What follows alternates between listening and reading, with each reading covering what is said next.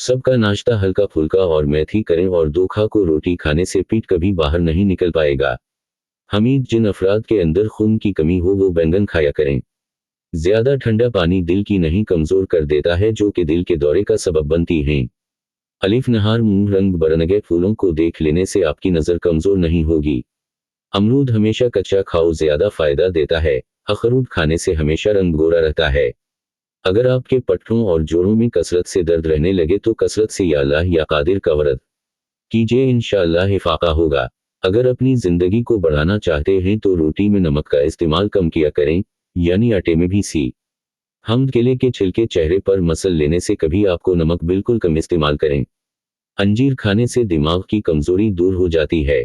करीम लगाने की जरूरत नहीं पेश आएगी। रोजा रखने से दिमाग बेहतरीन काम करता है। रोजा रख लेने से पट्टों का बोझ कम हो जाता है और ब्लड प्रेशर मुतवाजिन रहता है। चुने के साथ बाजरे की रोटी आने से दिमागी कमजोरी खत्म हो जाती है। नाश्ते में गंदम का दलिया इस्तेमाल करने से शुगर का मर्ज खत्म हो जाता है।